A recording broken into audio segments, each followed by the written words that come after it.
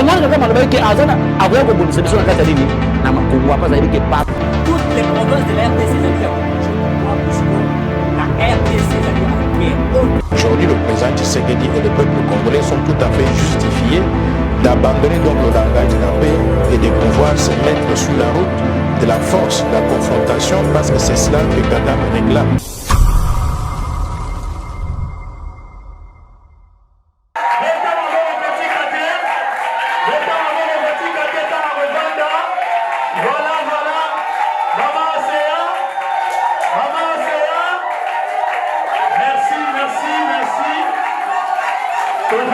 Merci beaucoup, Tofani.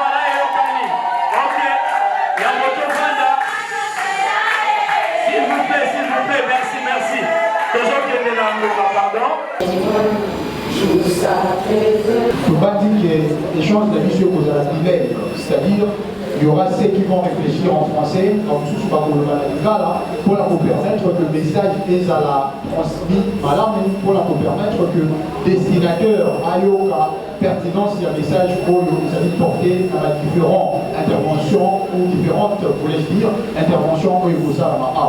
Alors, sans plus tarder, il y aura 4 intervenants. Dans le cadre des nouveaux intervention à Iboussou, les amis intervenants, il y a intervention à Maman Océane. Après Maman Océane, vous allez aller sur Bruno de Mouga. Après, vous allez aller sur certainement Josué. Et puis, puis sur mon groupe pour intervenir pour décrire la situation politique de l'air, aussi pour présenter position de la mission en tant que peuple congolais par rapport à la situation à l'Est, par rapport à la situation politique actuellement, donc le par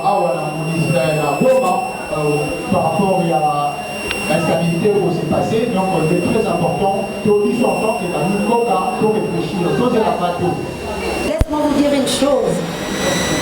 Moi, je suis venu ici pour que nous, les peuples Congo, nous vivons dans la paix et nous ayons la vie en abondance comme Dieu nous a dit. Mais laisse-moi vous blesser parce que je ne peux pas parler en français. Pourquoi le français? C'est la langue de la colonie. C'est les colonisateurs qui nous ont colonisés jusqu'au point du contraire. Nous sommes sous l'air mappé parce qu'il nous a tous emballés dans un esprit pour que nous soyons faibles par rapport à eux. Elle ne nous apprendra pas leur langue, le belge, mais la française. La langue française et la langue coloniale. Alors moi, je n'aime pas parler en français. Je me suis étudiée à Lingala, mais j'ai fourni des efforts pour que les gens passent pas en parlant français, que nous sommes des intellos. Moi, j'ai dit N pour N. Tu peux parler Lingala, tu dépasses même celui qui s'exprime en français. La française, c'est la complexe, comme moi j'ai l'habitude de le dire.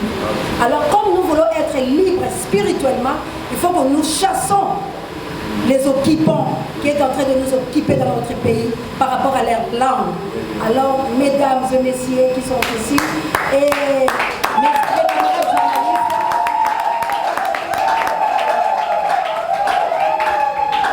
en tout cas, vous pouvez me permettre, parce que je dois parler ma langue, qui est Lingala, pour que tout le monde puisse bien saisir ce que nous sommes en train de dire ici. Mais il y a les autres qui vont intervenir en français, pour essayer un peu de dire aussi aux Français que nous avons compris quelque chose. Et à dater d'aujourd'hui, ça doit cesser. Et c'est pour cela que nous sommes ici pour dire non dans tout ce qui se passe dans notre pays. Si vous êtes d'accord, alors je dois parler à ma langue. Ça va? Ok.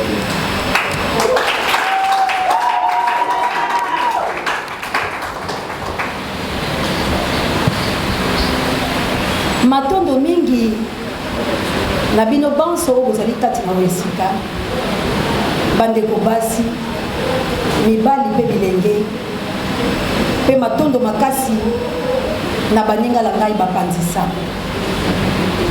pamba te naali mpe moko ya mopanzisango kasi ngai na mitia lokola mobondeli yango ntango mosusu bokomona kati na oyo esika yali bongo na bilenge babondeli bayi ekolo kongo na banzi ete bakotalisa bino bango na moto asengeli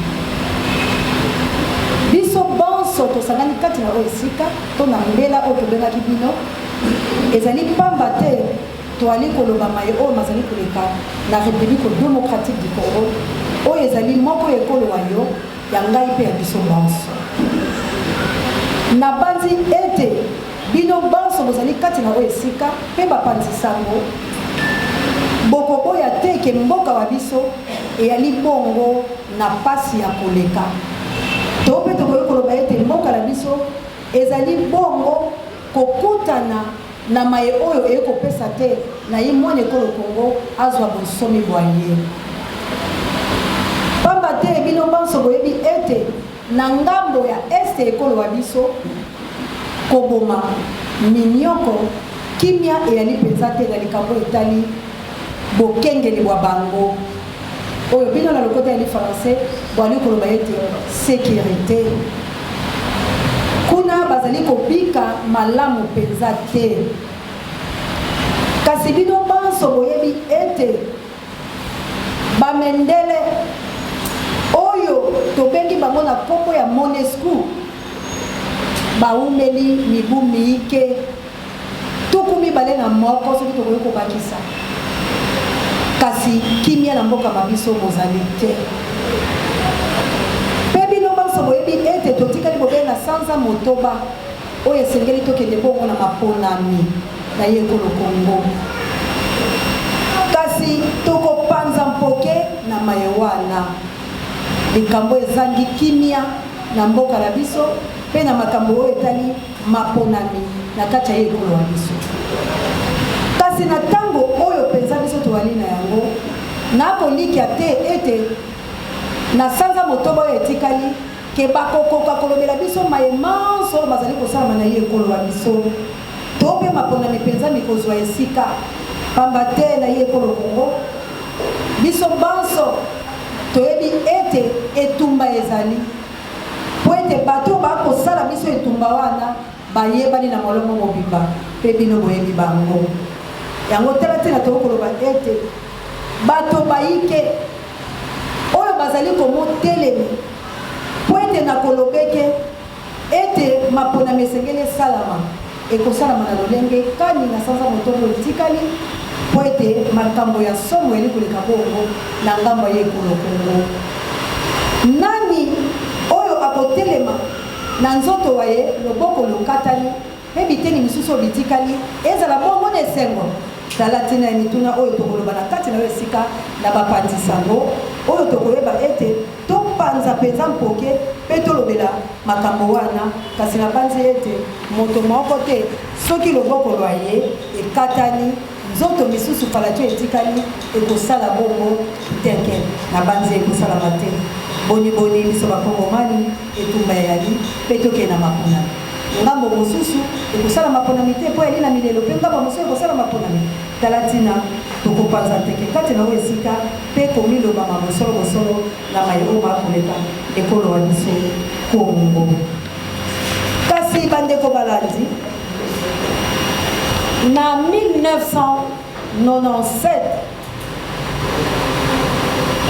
biso banso toyebi ete bato ya Monesco bamikanzaki mpenza to tokomikanga na komiti ya maboko na bilembo na bango na bapapie po ete baya awa na ekolo Kongo bayelaki nini na ekolo wa biso bayelaki po ete kimia ezala na ekolo wa biso kasi na botali malamu tokomituna mituna katikati na oyo esika bayi Monesco bakontaki mpenza mpona kotia kimia na ye ekolo wa biso to mpe bayaki na politike moko ya komiboma bakongomani iso basila kuna na ngambo ya este mpo bango bazwa ndambo ya ekolo wa biso bobomesana boyebi bino basoke balwanda bakosengaka mabele ma biso Monesco eyaki mpo epesa bango mabele ya Congo na komibomi bana ya Congo po ete na botali malamu bango bakoti bavandi kasi totali na malamu ete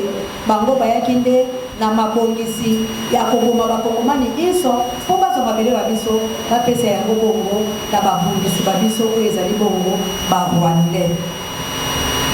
Tala tina oyo tokomituna mituna na bandeko ba biso bapanzisango to mpe na bakongomani oyo bali kati na oyo esika mpo na makambo wana po ete na bolobi ya solo tokopesa lisusu Monesco maboko te po ete awumeli liwa ezali kasi tina mayeme ezalaki kobatela bakongomani mpe komobomba ete bitumba ezwa bango te. Cela veut dire moto nyonso ali kongomani bisika Monesco ali bakoki kosala ye mabe te, moto mpe mosusu akoki kokota te po ete aya koboma bakongomani. Kasi tomoni ete elamba moye mwa pembe mpe bakisamaki na ngola ayaki na politiki ya mwa nyamunyamu na komisilisa bandeko na este. Kasi tokei na maye oyo tokopanza poke to mpe mituna tokotunana tozali komona boye wuto tosanganaki lisanga bomoko na kati ya République démocratique du Congo po ete tobenga na baloki na biso. Kasi tomoni wuto mwana mboka Félix Tshilombo na kozwa maponami na ndenge ya nyamunyamu tomoni ete Kabila bungi te mayemanso Kabila yaki kosala na mwa asie na lokuko tomoni yango etongwani mpenza pole seke tokomona na miso na biso ete Kabila bungi te, Kabila ali bobele mokonzi mpe soki botali malamu na bisika biso ya malonga bokomona bobele bamwana Lwanda mpe bakabili mpe bango basusu oyo bayeba akosala na mboka na biso seke tosenzi lolenge te yango nakopesa matondolo bato bakoloba ete toza na 5e président te toali bobele la président ya bane po ete bango mibale bali lokwa mapasi soki otali Kabila otali Félix bilobi na bango ekokani atondo yango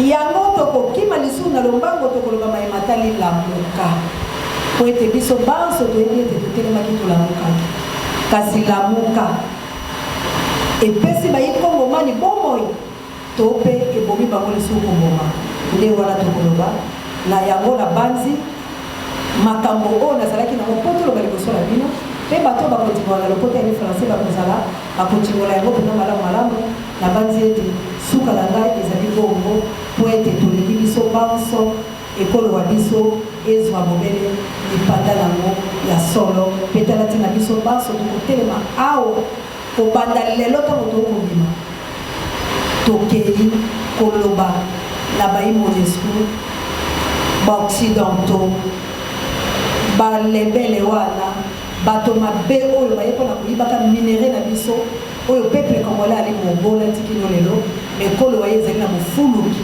ya mai ya mabele mpe ya biloko biso nde kobanda lelo tolobi nzela ekomi bongo bilei ba biso tout congolais akotelema ndenge bango balobaka lokoto ya français a revendiquer badroit tokoloba celui qui veut la paix prépare la guerre.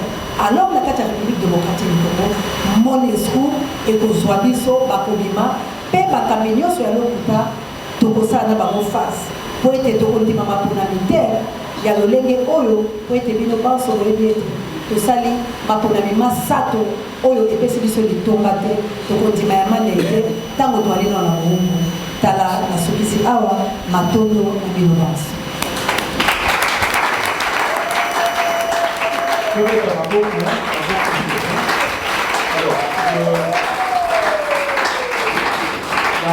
La salle à l'économie générale d'intervention à maman, parce que la réunion sur la vision de l'État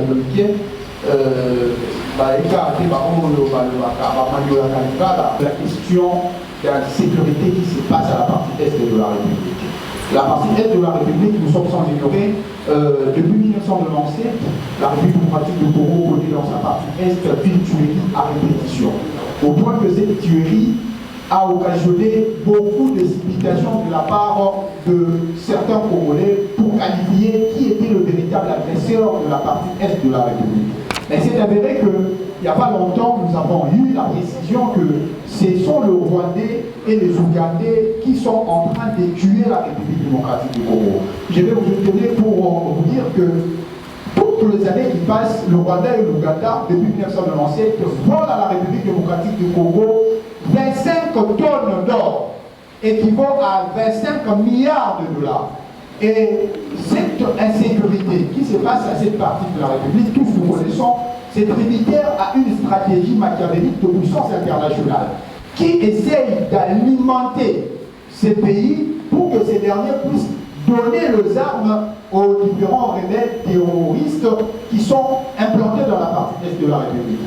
Et nous, en tant que Congolais, maman essaie d'interpeller le Congolais que nous puissions avoir à l'esprit l'idée de savoir que c'est les gens qui nous gouvernent actuellement, les gens que nous avons pas votés, qui sont aujourd'hui dans les institutions de la République, n'arrivent pas à nous apporter une réponse idoine pour que cette question soit solutionnée. Et par voie de conséquence, elle nous demande de pouvoir avoir une mobilisation, que nous-mêmes nous puissions être mobilisés, être à mesure de revendiquer le droit, parce que si nous continuons comme ça, nous serons dans une république où à chaque fois nous nous approchons pendant la période électorale, il y aura une partie de la république qui sera fragilisée, qui sera occupée aux mains des ennemis. C'est ainsi qu'elle nous recommande de pouvoir avoir cette manière de dire à ceux qui nous dirigent contre la volonté du peuple, d'avoir un œil regardant par rapport à cette situation. Elle a évoqué également que la MONUSCO dans notre pays, il y a de cela plus de 22 ans, depuis qu'elle est ici. Cette mission onisienne était venue en République démocratique du Congo pour résoudre cette question d'insécurité.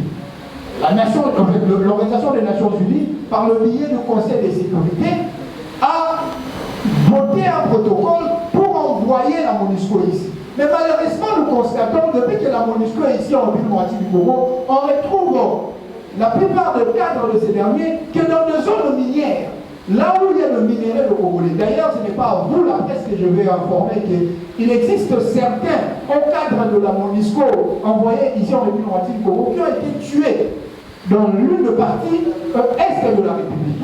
Et cela nous démontre à suffisance que la MONUSCO n'était pas venue seulement à l'idée d'aider l'armée congolaise à résoudre cette question d'insécurité, mais par contre pour piller les richesses congolaises.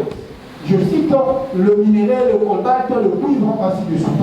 C'est ainsi que nous, en tant que Congolais, connaissons déjà que cette guerre a beaucoup perduré. Nous devons être responsabilisés pour que nous soyons à mesure que nous-mêmes nous puissions prendre notre destin à main. Parce que nous n'allons pas accepter, voulais-je dire, qu'une partie de la République soit fragilisée alors que nous sommes ici en train de vivre dans la quiétude.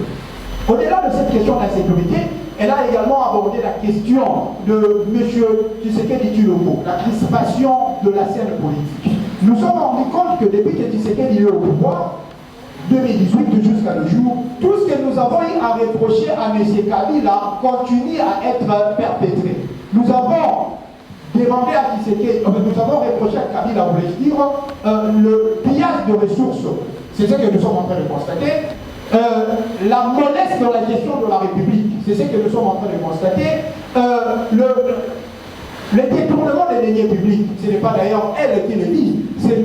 Jean-Marc Kaboul qui était l'un des monteurs, l'un des personnalités phares du régime Tshisekedi, qui vient de relever à l'opinion nationale et internationale que Tshisekedi, chaque mois, il y a des jets qui viennent récupérer des millions de dollars pour aller le caser dans des paradis fiscaux en Europe. Ce n'est pas nous que le disons, nous relayons le propos de ce que Jean-Marc Kaboul a dit.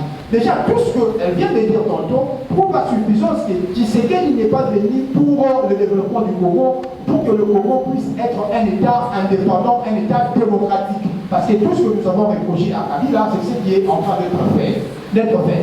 Voilà. Au-delà de ça, elle a parlé aussi de la question de l'Angola. La Moukaï, en 2018, voire même avant, était constituée comme l'espoir du Congo.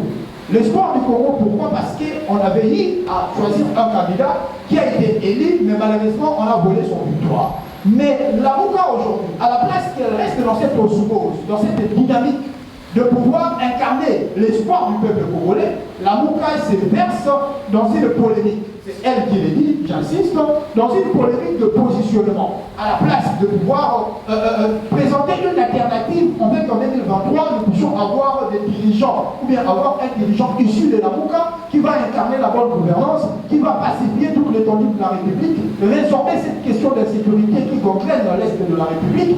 Mais malheureusement, nous constatons le leader de la Mouka n'est pas être dans un courant de sainteté. C'est ainsi qu'elle lance le débat. Elle pense qu'avec les différentes questions que la presse pourra poser, nous serons en mesure de pouvoir répondre pour permettre à ce que le peuple congolais soit éclairé aux différentes questions qui se passent dans le pays de l'Oratie du Congo. Merci. Je pense que c'est l'économie générale de ce qu'elle venait de dire dans son speech. Voilà. À part elle, il y a d'autres intervenants. Je vois M. Bruno Mibenga qui doit intervenir également. Je pense que je serai aussi comme Maman Océan parce que les Français, c'est pas mon talent. Makambo, Maman Océan, Lobby, de Boza, Bolandana, Makambo, Koma, Lobby, pour la hors CGT. Lelo, Bisso, Bana Congo, ma maman à Congo, Bileni à Congo, Toyebi, situation, Mbokana Bisso, les Abonnés. Toyebi, depuis l'indépendance de la Bisso, si le logo Yoboye, Congo, les Abonnés à Kimiate, pour Nanimi, parce que Bakambi, Kambi, Moka Oyoboye, rendre Moka pauvre, et puis si le logo Yoboye, va continuer pour rendre Bisso, Bachène, pauvre. Yango wana bozomona à maintes fois que problème ya Congo les autres sénateurs le biso banso ba congolais unité nationale. Unité nationale wana exacte que posa bazo les autres sénateurs biso unité nationale parce que ba congolais à chaque fois ça pour intérêt et Italie mutuna mutu wana bazala makasi. Mais ce qui est intérêt pour les général, pour les occidentaux, MONUSCO, autant européenne, il y a il y a un pour appuyer les Congolais, Congo ya Lumumba, Makileza Botanga Mutumoi. Congo ya Okito, Makileza Botanga. Le nom Oyoboye, nous y va président Baleki, tout le monde dit que Bakambati Moka, et Tikani Kopona, émergence dans notre économie, américain, français, belge, colonisation, biso, la politique qui a divisé pour bien régner, deux autres monde, le Oyoboye, moyen pour la biso, et Kamamalolé, et Singeli, les alliés. Mais plus accent à biso, les alliés, il y a pour libérer pour la biso, la Kati, il y a Bambouna Wana, Oyobaleki, Komona, développement de bisoté. Ce qui vous autres là, Bamboka est belé en Afrique, il y a Ngele, il y a Biso, il y a Katikati, bah télémi, pas battre dans une conscience pour la sauver souveraineté, il y a beaucoup de Bamboka.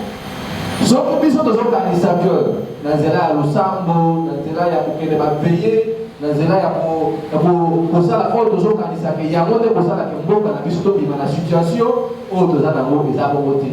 Là, il y a aussi la d'ailleurs que le fait que toujours ça me la mingi conscience est pour dans la biso ba congolais pour doter les bateaux à Kenjuana il y a côté les pour la protéger ma belle na biso parce que dans le besoin la Rwanda bazoya bazoko na est ya ko ba Congo ba Rwanda bazoya premièrement pour la richesse na biso ba matière première na biso mais ba Rwanda bazoya d'abord pour la mabele ce qui va réussir pour ma belle bon la que non biso ba congolais pour ça les à faire. Il y a un mettre la lutte dans biso zali, il y a pour protéger ma belle dans biso, il y a pour protéger l'intérêt dans biso, il y a pour protéger Mairie Patrice Lumumba bataille pour la souveraineté dans biso. Souveraineté to côté qu'il y a voté pour la bongo. Parce que les maman aussi à lobby depuis 1997, si le logo bozomo na que mboka na biso Congo toza na problème ya défense sécurité parce que Congo comme tel mboka boye eza na armée ya makasi te. Congo comme tel mboka boye toza na économie ya bayi kongomani te. Congo comme mboka boye toza na diplomatie ya makasi te. Donc pour que mboka bapaya bakoma kobanga biso respecter biso ezosema makambo wana misato armée diplomatie na économie soki biloko wana misato ezali te donc toza na biso mboka oyo boye eza lokola mbunda bazobeta yango ntango nyonso toza kotia makele yango tomonaki MONUSCO azalaki na mission ya kotia kimia ya koprotege peuple na bisika oyo boye bakonflit ezali. Mais le long du sommet sur le constant, tout le monde que MONUSCO a sali plus de 22 ans pour la Toukoumi Balé, la Mibalé, la Boga, la Bisso, dans le gouvernement congolais fout à plus d'1 milliard. Tandis que toujours la police, la Bisso, la Soda, la Bisso, la Zako fout à ma, la Mambo, le Boki Kobati, la beaucoup de sa même la famille, la Souka, la Sandate. Mais MONUSCO a failli dans la mission. MONUSCO a commis dans commerçant. MONUSCO a bossani ma mission régalienne nous allons pour revenir na ye ndenge biso tosolo ba awa na est ya mboka na biso bakileza kotaka pona kozala molaite ezoseka premièrement biso baso ba congolais eza appel oyo biso peuple congolais toza kobebisa ba congolais baso bisika tozali na Mbandaka na Katanga na Bandundu na Kasai Congo mobimba bisika tozali à partir ya lelo totelema tokenda bozala manifestation mpona kotalisa eke no makambo eza kolekana na este ya mboka Congo MONUSCO azoboma oyo ya biso bandeko alors biso bakongolais tolobi MONUSCO basimba bisaka na bango basala nini bazonga na mboka na bango eza boto eza bote eza boto eza boza te. Parce que ceux qui ont dans ma vidéo, dans les réseaux sociaux, ma maman vous a awa na Kinshasa. Bon, moi qui ma maman ya est, bazala qui mobiliser ma banque, tellement qui pour la bolakeno, ma kamozo le kambo na biso polingi, relation biso na Rwanda parce que MONUSCO a sa complice si ma makabona na ba autorité ya mboka na biso. Parce que bolanda qui a mon assemblée nationale, président de l'Assemblée nationale olobaki eza na dirigeant congolais oyo baza kokopere na groupe wana pour bakontinue kokoma bandeko na biso na est yango wana totiaki espoir epai ya acteur politique congolais ke bakomema biso na changement ke balider politique bakovanda ensemble mpona kosolola kotala mboka lolenge ezokende mais lelo oyo bototikali na sena moto bapotokola na année électorale balider bakomi kotala baintérêt na bango yango sikoyo biso bilenge biso bayi kongomani tolobi soki biso na Kinshasa na capitale tokangi munoko tovandi kimia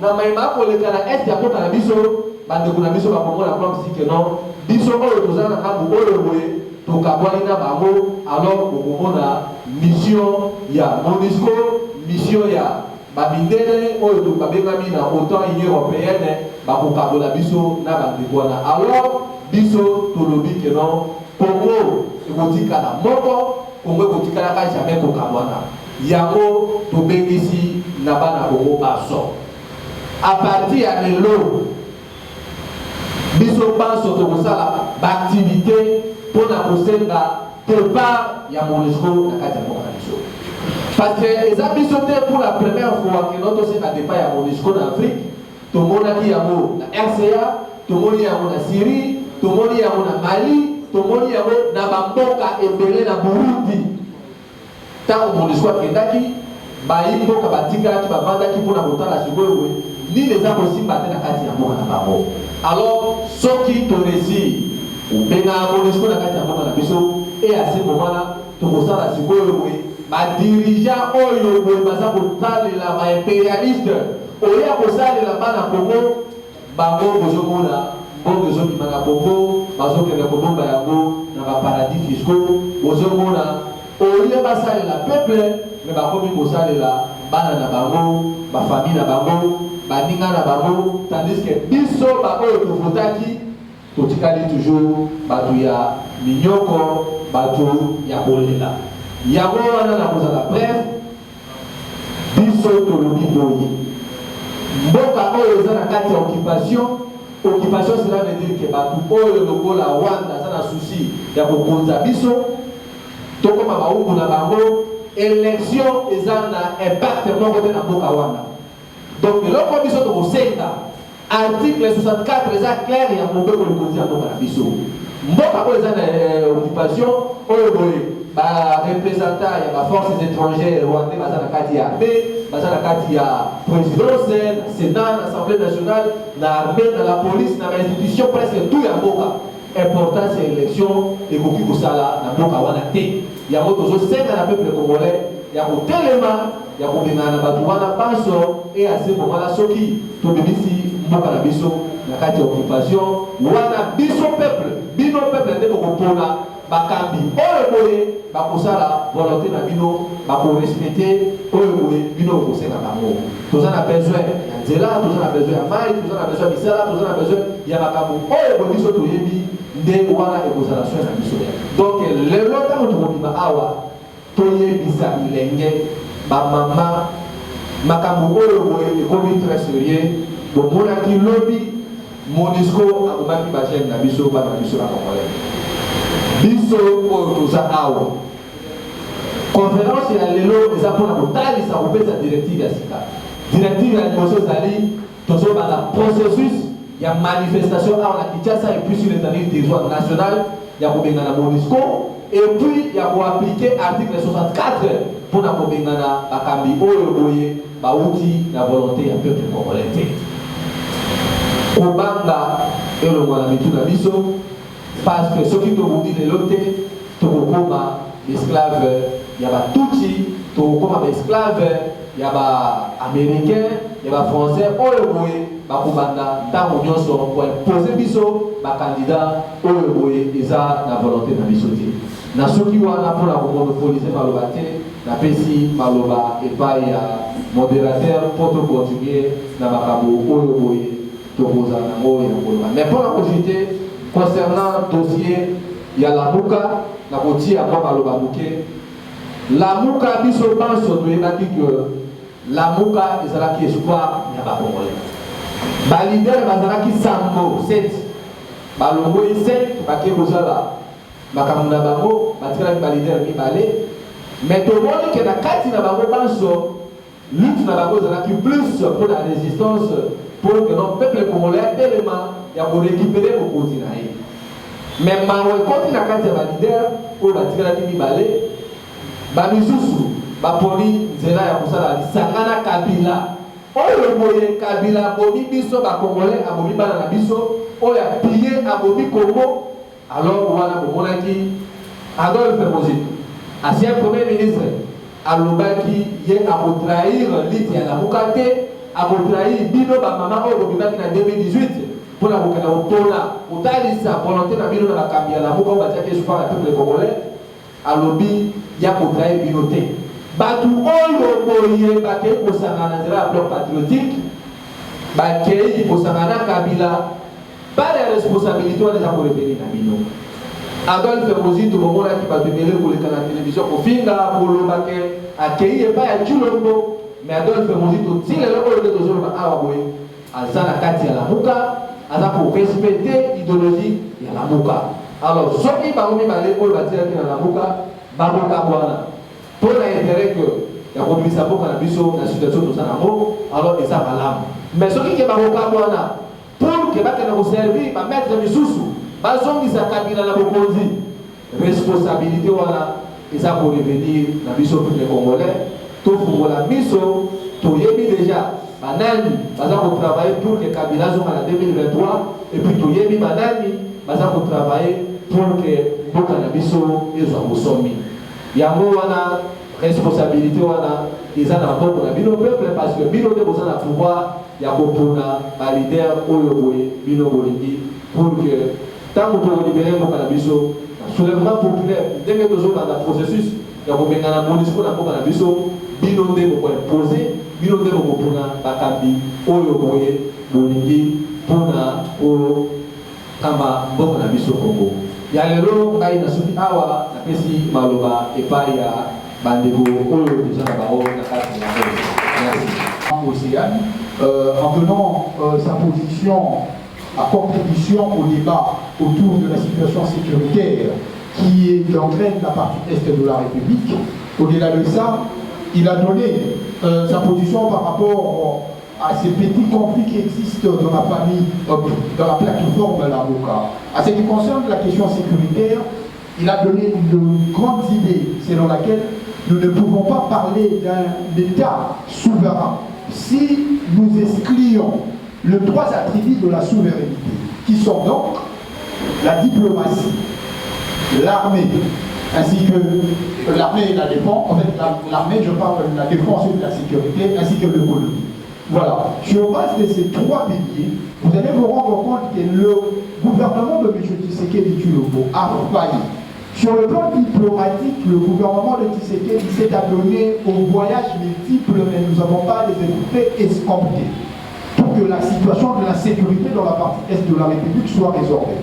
Au-delà de cette question d'insécurité, de cette question de la diplomatie, il y a la question de la défense et de l'armée. C'est là où même il a épinglé la question de la situation de la MONUSCO. Nous avons constaté à Goma, il y a de jeunes, de mamans, le vieux, qui sont tués simplement parce qu'ils étaient en train de revendiquer que la MONUSCO quitte la République démocratique du Congo, soit suite à leur opacité par rapport à cette question d'insécurité qui est devenue atroce dans la partie Est. Mais malheureusement, cette MONUSCO, chaque fin, comme je l'avais dit lorsque j'avais pris la parole, chaque année, nous gaspillons 1 milliard de dollars.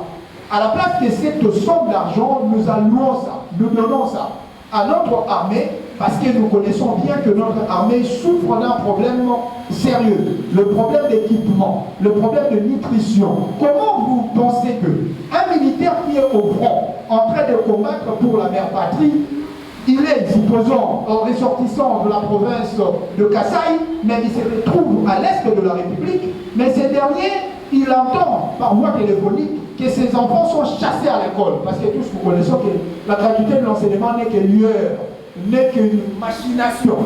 Mais le militaire en question ne se sentira pas il n'aura pas une conception mentale apaisée de voir que sa femme n'a pas où mettre la tête, ses enfants, mère de femme, sont chassés à l'école, son fils est malade mais incapable de l'amener à de soins hôpitaux appropriés. C'est ainsi qu'il est d'une nécessité indispensable que nous puissions allouer une somme de 1 milliard de dollars à notre armée, afin que notre armée soit en mesure de pouvoir garantir, effectivement, une défense efficace. Au-delà de ça, la question de l'économie, on nous vend le rêve ici que le budget de la République démocratique du Congo est actuellement à 11 milliards. Mais le panier de la ménagère ne connaît pas cette question de 11 milliards. Mission Tobalek au son hier, le poisson qu'on a acheté hier à 2000 francs, aujourd'hui c'est à 4700. Nous nous posons la question, le prouesse économique que M. Tshisekedi Tshilombo est en train de mettre en exergue, pourquoi les retombées ne sont pas sur le plan social? Vous sentez que les grandes questions ont été abordées par son intervention et il a cité, pour être succinct, à la question du conflit qui existe dans la Mouka. Il a démontré qu'il existe effectivement, après que la Mouka ait perdu les élections par voie de tricherie, par voie de la fraude, M. Moussitou et M. Fayou, ils étaient restés dans la Mouka comme le conservateur, le gardien de l'espoir du peuple. Mais malheureusement, il s'est avéré qu'après la marche qui s'est passée en 2000, qui s'est passée certainement cette année, qui a eu la mobilisation du peuple congolais, M. Fayou, je le cite nommément, il a choisi de pouvoir rejoindre Kabila pour continuer le même combat de la résistance avec Kabila. Chose qui n'a pas plu à M. Moussitou, et Moussitou en tant que visionnaire du Congo, il est resté dans la Mouka étant le seul et l'unique symbole qui incarne la volonté du peuple, et il dit à M. Fayou, parce que cette comédie du bloc patriotique n'a pas abouti à un fait escompté, par voie de conséquences, il doit rejoindre la Mouka pour que nous puissions, au départ, d'abord dire pardon au peuple congolais parce qu'il a sapé le combat du peuple congolais. Le peuple congolais n'avait pas choisi M. Fayoulou en tant qu'individu, mais parce qu'il a été soutenu par d'autres acteurs politiques, je cite, entre M. Adolphe Mouzitou. Alors, sur base de ça, il ne doit pas penser que cette popularité qu'il pourrait avoir, c'est une popularité personnelle, parce que c'est le même peuple qui fait aussi les choix de cette royauté. C'est ainsi que nous disons, il doit commencer à demander pardon au peuple congolais d'avoir bradé son combat avec M. Kabila, qui est même celui qui a planifié la fraude électorale que nous avons assistée en 2018. Donc, sur base de ces éléments de langage, que je me suis permis de pouvoir traduire d'une manière succincte l'intervention de Bruno Libeka. Au-delà de ça, certainement, il y a aussi Josué Lumumba qui doit aussi donner sa position par rapport à la question relative à l'actualité politique et à la question sécuritaire. D'ailleurs, na osenga to observer ya kotelema le fils qui est une minute de silence pour na autre ali ko considérer le pôle héros asilenga ko kweya lobi to mona ki ba image mon esprit bomi na moko ya ba congolais ya ba manifestant ba kufa ki likolo ya tol na yoki na banza malamu ete ya bali mibale. Bon, biso to mona ki image moto akufi na tina ya ekolo na tina ko réclamer loko ezali na tina de na yango na sengi to telema mpona une minute de silence.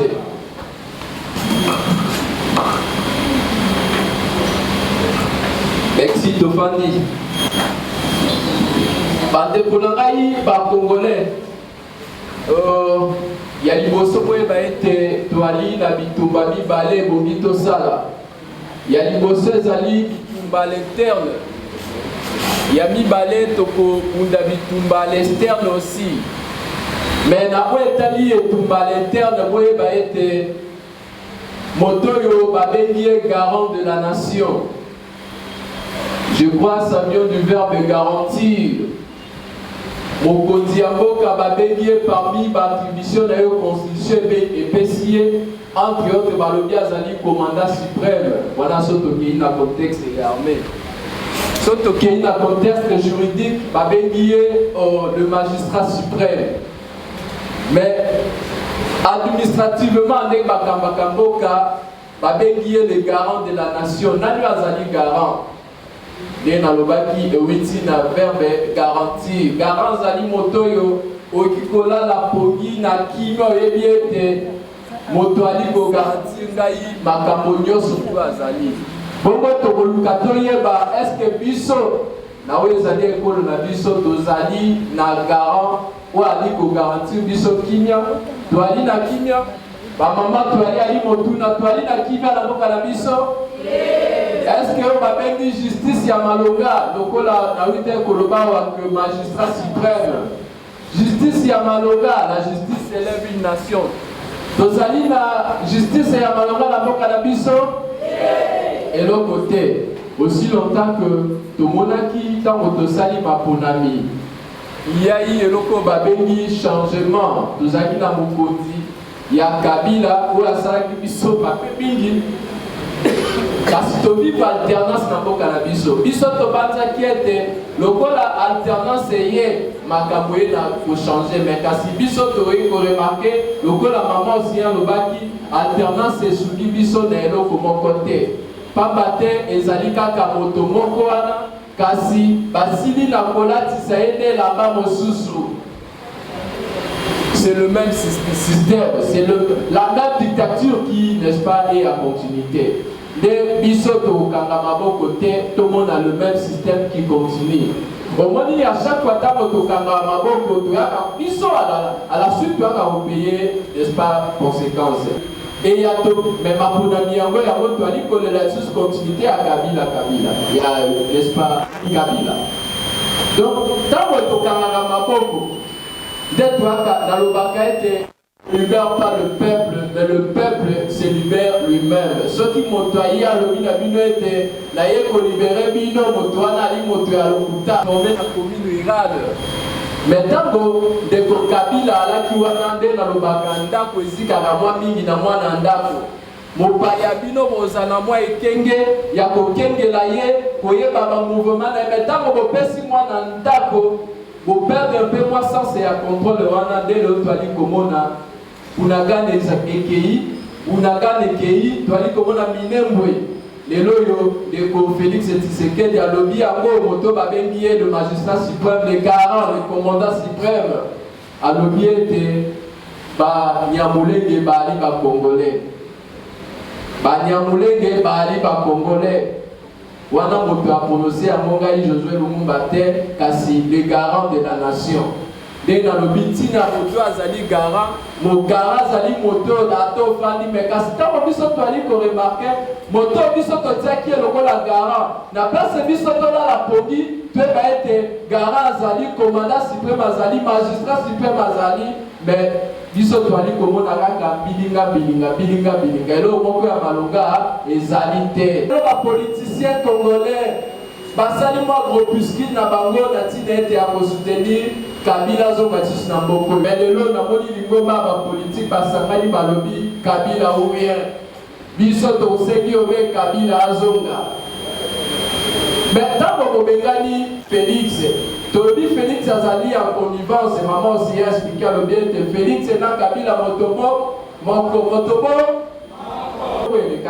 na 2011 ndenge moko na 2018 mpe ndenge moko. Est-ce que tu continues toujours dans ma ponamio et à l'Ikolia Bisso moyennant 3 milliards de dollars on va venir à vos révolution populaire, soulèvement. Normalement, il faut dire malade, pouvoir et cause à malade, ceux qui toléquent dans soulèvement, ceux qui toléquent dans révolution populaire. C'est à partir de ce moment-là des pouvoirs et cause à la peuple. Pouvoir et cause à la peuple dans la révolution populaire, pouvoir et cause à la peuple dans le soulèvement. Dans ma bonamité. Ma bonamité, les lois de bisoso toponi, bango ba okedobe ko négocier pouvoir na ba mettre na bango de banani, ce sont les occidentaux, ce sont les impérialistes, les multinationaux. Bande kunangai. À chaque fois que biso souvent ça va moi mingi pour les hommes to moni bala mboka bakia au voter mais moto yo omoni moto mosusu de abimi pour na ligne ya solo laki. Bino bolidi système on est continuer. Bon so bolidi continuer c'est que totel ma biso nyonso. Ndenge na yo kaka ndeko bino lobaka ekufa moto etikala moto. Ewa moto etikala moto. Bakoko na biso babundaki na tina mboka oyo. Mais nalobia soki na bundi na kokufa bien sûr ndenge kwa kufa kilomi. Mais soki na bundi te na tikala seko na kufa kaka. Vous bien ça quelque chose n'est-ce pas? Comme ça na kufa na lokumu. Mais to kufa peut-être nous a lito. Bon côté? Voilà. Ba maman, na ebiete binode obota kabiso. Binode boyanta kabiso. Benata moboka aliko kende malamu te. Bozali pe na influence monene, bozali pe na likambo ya monene, mosala pe ya monene ya koloba. Boke pour influencer makambo pe échanger. Vous avez na mikolo ezali koya lokola neti ndeko bino mipeka iti koloba ezali mokolo ya kafu ya batension pamba te tokondima ata moke te tokende na maponami oyo ekomema biso esika moko te tokondima ata moke te soki mpe ata toke na maponami yango baimpose biso ndenge nini balobaka ete pokoma omona mosika il faut omata na mapeka moto azali molai to moni musika biso esengeli to penser na kosala eloko babengi coopération mais coopération yango tokosala yango na banani na pesa mwa historique moko ya mwa moke mpo na koshite ntango bapere na biso bayendaki koluka lipanda na janvier je crois 1960 bakei koluka lipanda na mboka mondele na Belgique mondele ayebisi bango ete bino bokozwa lipanda te pamba te bwali représentativité ya peuple te oke koluka légitimité epa na peuple ezalaki une façon ya koyesa bango ete bino bokozwa légitimité te mais peur na biso bakange maboko te balobi to luka nani azali anniversaire ya Mondele, nani azali anniversaire ya Occidentaux, ya Belgique. Bamaniolu malamu bebi était adversaire, il y a Occidentaux, ce sont l'URSS à l'époque, la Russie aujourd'hui. Domoni Lumumba Loba qui était, il est temps maintenant de tourner le regard vers la Russie. Domona qui était, Antoine Kidze Kasaki discours il y a une minute dans Moscou, la radio nationale il y a Moscou pour la Kolobete, Tokozali Panda, na manière nyosoto yo Mondela Kodinga, ce qui n'a mis qui se fait la kimia Tokozali Panda. Des biso, la idéologie wana to maniola qui pour ezali bongo la biso malamo pour na Kolobete, il est temps maintenant de tourner les regards vers la Russie. Tokokende kosala partenariat militaire lokola lelo ici alongi makambo na Mali bali koloba lisusu Boko Haram te lelo lokola ici alongi makambo na RCA biso tokoembrasser voie ya Russie pour le développement et pour une paix totale. Tosalaki sitting récemment bomonaki ntango tosali sitting na biso tokomi ti liboso ya ambassade tokutani na monsieur l'ambassadeur que bisi ete toali na posa ya soutien ya Russie à intervenir. Mais monsieur l'ambassadeur alobi ete nayoki oyo ezali posa na bino tokotinda rapport na biso na Moscou, rapport ekei na Moscou. Moscou omonaki récemment wake communiqué moko ebimaki communiqué bimi mpona koloba ete la Russie est prêt à ouvrir les armes, n'est-ce pas, dans beaucoup de biso potolo la guerre. Il y a là qui est fort, il y a biso nettoyé pour maman aussi, des communautés libenga, de marcher biso to salaki. Mais on a le gouvernement la biso va saisir l'opportunité wana. Le go la bango bali bana occidentaux ya impérialiste bali ko travailler pour na intérêt na bango bakoua qui na bango ko opportunité wana pour na relever des efforts biso to salaki na ba maman océan et qui ndaki au même papa mais kasi Doti qui pétait, le coup la biso peuple doit aller souverain, doit aller continuer toujours la même lutte na biso wana. La base était na ceux qui si wana mato de la bino. La faiblesse de votre jusque-là. Quelles sont les mesures palliatives que vous proposez après le départ de la MONUSCO pour assurer la sécurité à l'est de la RDC? La deuxième question concerne la MOUCA. Quand vous parlez de la MOUCA, vous avez parlé de la MOUCA dans le passé. La MOUCA était. Confirmez-vous aujourd'hui la disparition de cette plateforme électorale? Qu'en est-il de Adolphe Mozito aujourd'hui? Peut-il encore s'identifier de la MOUCA où ces interventions actuelles sont comptabilisées dans un compte personnel? Là, il est faible, c'est bon, c'est bon. Merci. ezali mbala ya liboso te mpona koloba likambo wana tokoka kotelemela MONUSCO ti mokolo mwa lelo MONUSCO akendaka kaka ti mokolo mwa lelo MONUSCO to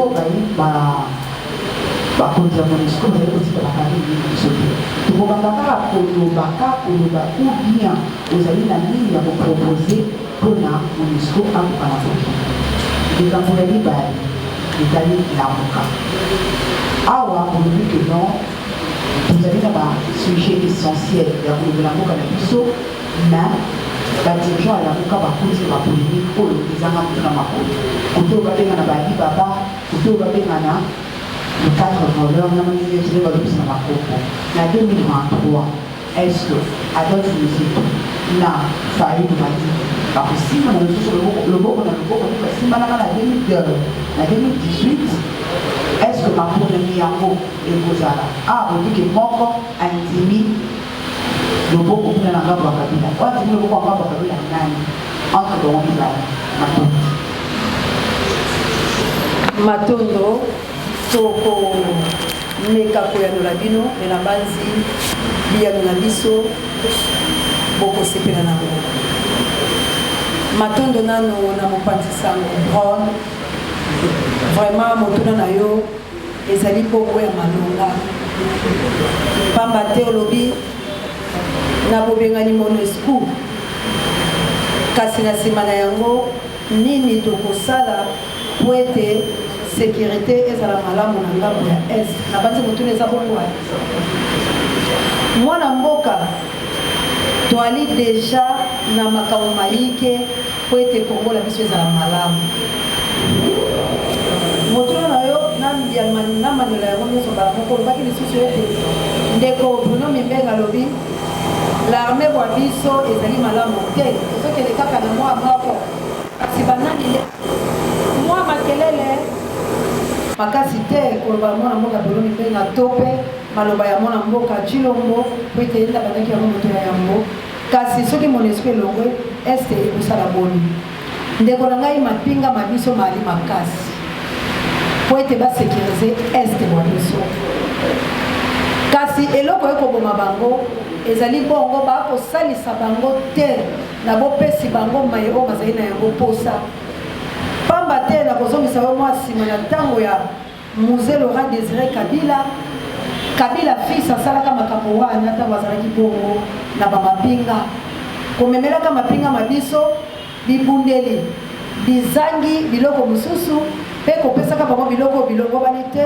yango moni balebele bali koboma biso lelo tokobenga na MONUSCO po ete biso moko tokengela biloko bya biso mai mabiso bali na nzamba basoda babiso bayike oya Mobutu Sese Seko Ngwendu wazabanga bali kokima po ete soki baye katikati na oyo esika bakobomo bango na banani na bakambi oyo bali na kati ya oyo esika oyo bazali bongo kopesa maboko na MONUSCO po ete bazoka minere wa biso 25 tonnes par an ndenge toteki koloba katikati ya oyo esika kasi solution mozali 100 ndenge ndeko Lumumba uti koloba siko mpe ndenge tolobaka mikolo na mikolo bana ba biso moko soki tolongoli bobangi moto akosimba Kongo te po ete toali mapinga oyo eleki mapinga balobi population eyali makasi koleka ta bibundeli ya makasi oyo balobi babombe soki bomoni lelo na ngambo ya este banani babengani ba MONUSCO ti ba MONUSCO bayoki kaka babomi baero babale ya biso mpe biso tobomi bango cela veut dire que soki tobengani bango bokomona bamapinga babiso bakoteleme po ete bamapinga nelonga bali awa bali kozela bobele population oyo ezali bongo force population oyo ezali bongo makasi oyo eleki makasi eleki mendoki eleki bibundeli iso oyo bomoni baya kosalela biso yango toko interpeller conscience na bango soki biso banso na mokolo moko ya lobi eke totelemi na baprovince iso na ngonga moko na laki yo bron okomona ete bato baloki bakokota liso na République démocratique du Congo te soki toyokani biso banso peuple toali mandoki oyo ekoboma bango na lombango yango na kosenga na peuple congolais tango toko telema na mokolo malobi komitala pasi te po ete osi okufa moto akufa abangaka kopolo te congolais iso ali bongo ebembe po ete oliaka malamu te olalaka malamu te oli kobika malamu te nyonso ya yo ezali kokende pa ya bato bakobotola yo oyo totangeli bino kombo MONUSCO nde na nzela na ye bomoni Rwanda akoboma kokata bamama koviole kotuba banzete na sexe yango toyebisi bino peuple toali mandoki oyo eleki mandoki kobanga te baobi kobanga te bibundelo bango baye nango parce que soki biso banse na République démocratique du Congo tozwimba komokolo ya lobi koteleme na ngonga moko mpe biso banso tomisa lokola moto moko na laki na bino ete tokobatela ekolo wa biso mpe na biloko babiso babundeli oyo bakobundisa biso lelo bakozala te na bandi ndeko brone nazongiseli yo eyano na ndenge esengeli biso toalima ndoki oyo tokobengana bango mpe bakoya lisusu te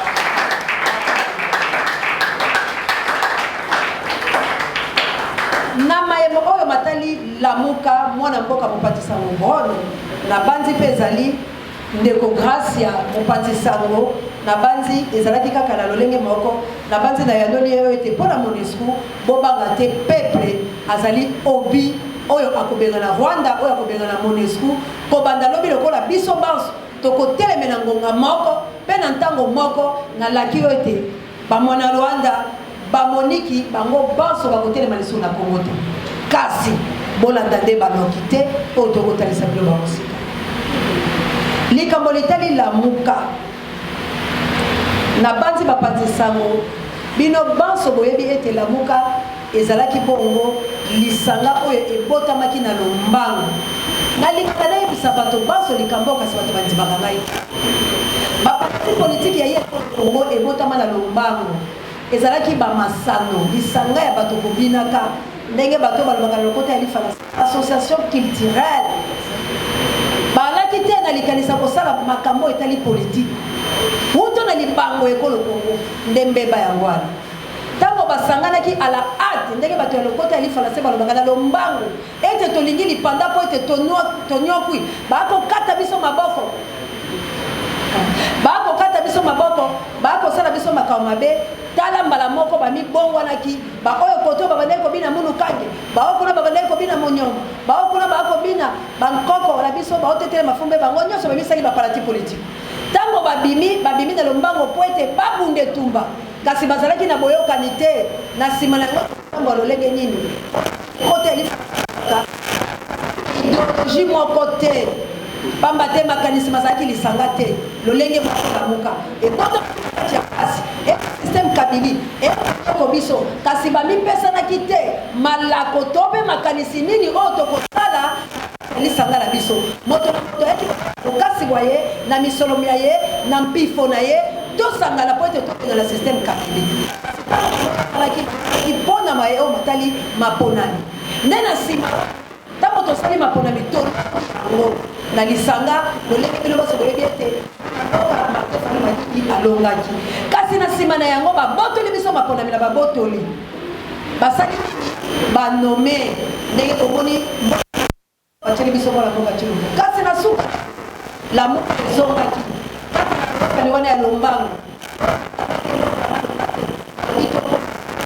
la résistance makambo biso toali ya komoboya komonyoko biso ya komoboya mokonzi ya mabe ya komoboya monyoko oyo ezali kati na république démocratique du Congo kasi balongi likambo yango te ntango bakomi na nzela babotoli baye kobotola bango po ete bapanza biso po totambola te na komitalisa bino ndenge tokotalisa lelo maye oyo bakokoma biso etala lamuka bakendaki komosangana na ba union sacrée oyo binoso boyebi mpe kasi lokola babotoli bamoni ete bato babale batikalaki na kombo ya fayulu mpe mozitu bango bali komema pepe na etumba ya éveil ya kolongola biso na baloki bazoli liso omokoto mpona kokabola bato wana babale nde bomoni oyo kabila mpe ali na kati kasi biso kabila bandeko te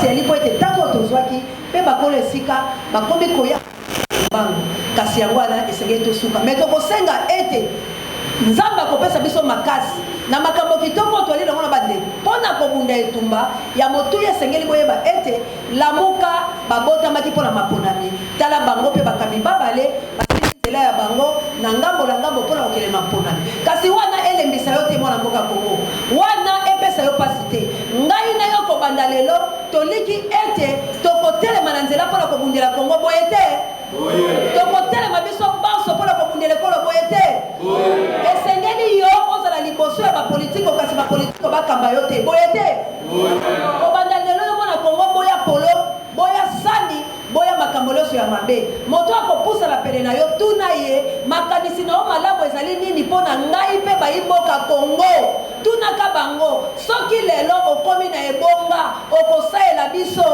nini moto ya pene na yo mpona kokosa yo te ke lobi na kotia yo lotiliki lobi na kopesa yo mai kasi tuna ye likanisi lia ye to mpe projet bwa ye to mpe makambo na ye ya kitoko oyo akosalela yo ezali nini lokola biso toyei kati na bino koloba ete likanisi ya malamu ezali toteleme tobunda mpona ekolo Kongo boye te.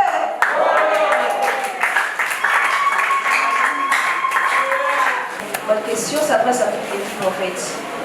J'ai une petite préoccupation. C'est la manière dont vous invitez la population RD congolaise de s'élever contre la MONUSCO. On l'a vécu avec le peuple, la population, les Congolais de l'Est. Vous avez vu qu'ils ont voulu marcher pacifiquement pour demander le départ de la MONUSCO. Vous avez vu les bilans, il y a eu des blessés, voire même des morts. Maintenant, je me dis, avec cette allure, et j'aurais entendu aussi qu'il y a des hélicoptères malgré ça, il y a aussi quelques éléments de la MONUSCO qu'on a dépêché pour renforcer les équipes sur place. Et si on continue vraiment avec cette allure et qu'il n'y a toujours pas de changement et que la MONUSCO n'arrive pas toujours à dégager, qu'est-ce que vous prévoyez pour atteindre ce objectif? Vous avez parlé comment, avec vivacité. Moi, je voudrais savoir qu'est-ce qui est derrière, qui est celui qui est derrière vous. Parce que là, je t'ai senti que tu es vraiment très motivé. Moi, ma question est de savoir qui est derrière Madame Océan. Et 2023 s'annonce. C'est quoi votre position? Merci. Voilà. Comme on a maman Yolande, dans un ONG Océan à l'unité. Maman n'a pas tout d'abord. Ah, na Congo, parce que le système a pas imposé. Si, par exemple, le peuple congolais a pris qu'il y ait une élection, et que Bango va imposer l'histoire, tout ça la nuit. Donc, les Bango va imposer l'histoire, ou donc, question dans Et donc, je pense que les Congos n'appartiennent pas à la MONUSCO. Nous, ce que nous demandons au peuple congolais, l'unité nationale. J'ai énuméré 3 facteurs, j'ai énuméré l'armée, l'économie et puis la diplomatie. Une diplomatie sans instrument, c'est comme si de la musique qui n'a pas de guitare et consort. Donc moi je pense que la MONUSCO doit partir. Si la MONUSCO serait partante, je crois que le vrai problème est de trouver les bons dirigeants et puis réformer notre armée. Ce n'est pas la MONUSCO qui viendra combattre notre place. Ce n'est pas les étrangers qui viendront défendre notre souveraineté. Donc moi j'aurais toujours l'habitude de dire, la peur doit quitter nos esprits, nous devons lutter pour notre indépendance. Nous sommes censés de protéger notre souveraineté. Donc la MONUSCO doit partir et puis nous demandons de réformer l'armée de notre pays. Voilà un peu la réponse par rapport à notre question.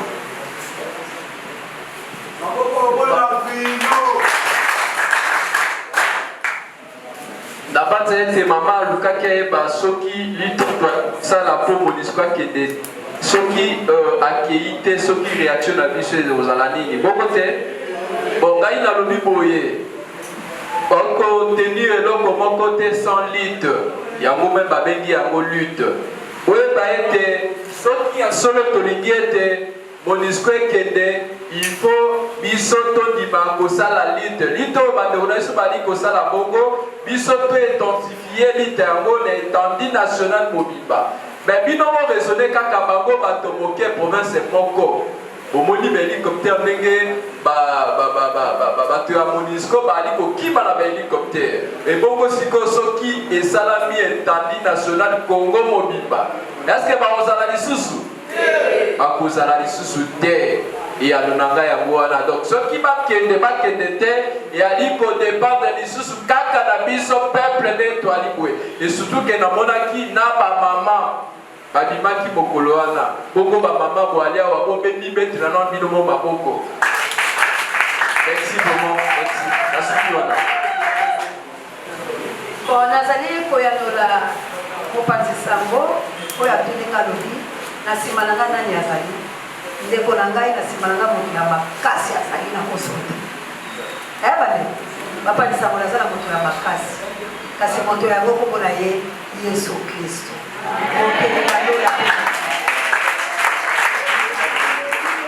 Mama alobi na biso ete awa ba imposa kabatu. Nazozo msakotuna na biloba mama, ile watu bokota. Oyebi ko koyo kolamba ndunda. Mwana aliaka ndunda to ebi ndenge asaka matata na ndako. Akoboya choko lukele ata mpio ya kokali. Kasi boni eloko yo boyi. Osali ya mote papa peso na makasi pa yo ndimi. Cela veut dire que les Cambodgiens ba soki biso banso tolobi te. Moto moko ba ko pesa biso bile ya mabe akozala te. Ya li pamba te tolobaka te, pe to sali moi pio yango ba mondela na biso. Kasi ko banda lelo ndenge to ko bima boyi. Tolobi te na mapona mina kati ekolo Congo, po ete ekolo wa biso e aline tumba ba ko bomaka biso mutu moi. Ya moto sala maponani. Esengeli ete tumbesa nini? Esila. MONUSCO akende ba Rwanda ba zonga soki bakoya na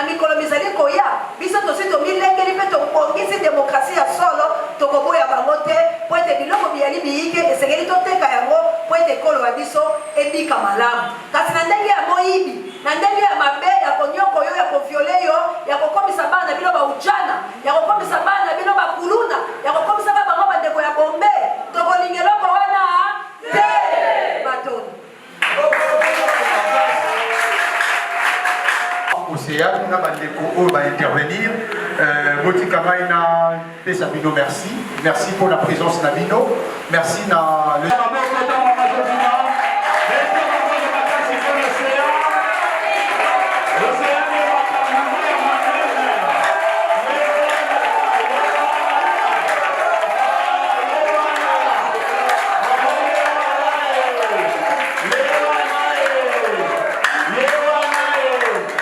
Il faudrait que nous prenions le 1 milliard de dollars pour que nous puissions donner ça à notre armée congolaise, en fait que l'armée congolaise soit à mesure de bouter hors état de nuire tous ces groupes rebelles, tous ces terroristes qui essaient d'endeuiller le peuple congolais.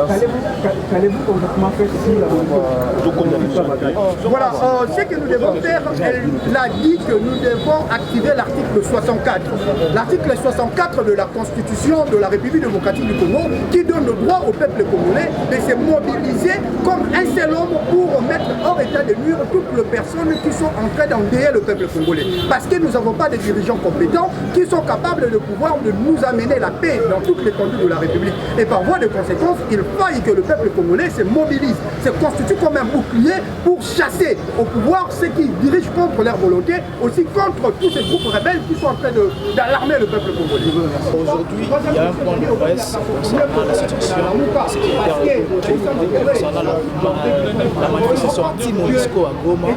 Alors d'abord, vos impressions concernant ce point de presse. Merci, monsieur le journaliste. Je pense qu'aujourd'hui, vous avez vu nous, les jeunes Congolais, nous, les Quinois, nous ne sommes pas restés indifférents de ce qui se passe à l'est de notre pays. Aujourd'hui, nous avons montré notre solidarité avec nos frères de Goma. Pardon, l'importance de cette conférence de presse, c'était juste basé à une forte mobilisation afin de chasser la MONUSCO dans notre sol congolais. Parce qu'aujourd'hui, plus de 22 ans, la MONUSCO, avec un budget colossal, mais la MONUSCO s'est transformée en un groupe de rebelles qui soutiennent nuit et jour les forces négatives de notre pays. Alors à dater d'aujourd'hui, nous, les résistants des jeunes, nous sommes dit on ne peut pas rester indifférent par rapport à ce qui se passe à l'est du pays, à ce qui se passe au centre et à l'ouest, raison pour laquelle nous demandons dès aujourd'hui à tous les Congolais de prendre ses responsabilités afin de chasser la MONUSCO sur le sol congolais. Je pense qu'après le départ de la MONUSCO, ce n'est pas la jungle qui arrivera. Je pense qu'il est temps que la MONUSCO puisse retourner de chez eux et nous demandons à ceux-là qui nous gouvernent de réformer une armée forte qui pourra toutefois défendre notre souveraineté.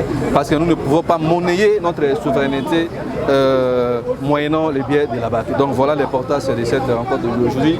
Nous demandons à la population congolaise de chasser la MONUSCO et de reconstruire notre armée. Voilà, c'est ce que je peux dire.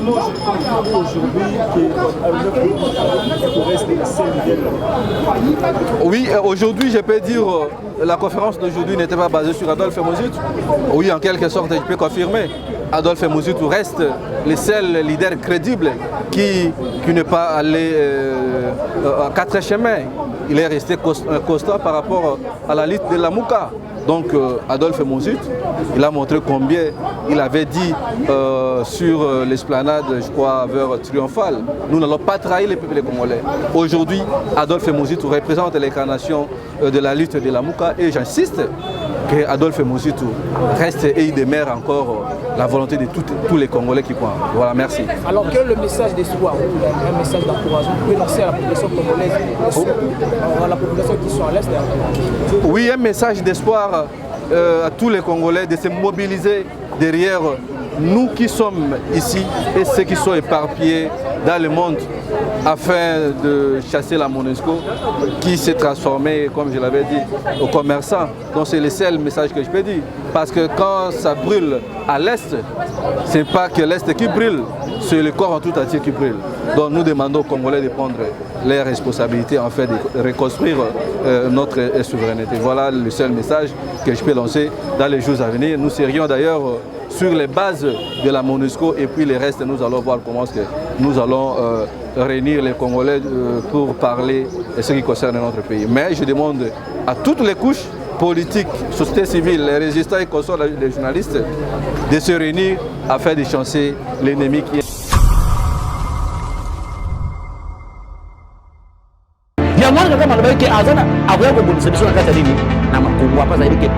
Toutes les provinces de la RDC, Aujourd'hui, le président Tshisekedi et le peuple congolais sont tout à fait justifiés d'abandonner donc le langage de la paix et de pouvoir se mettre sur la route de la force, de la confrontation, parce que c'est cela que Kagame réclame.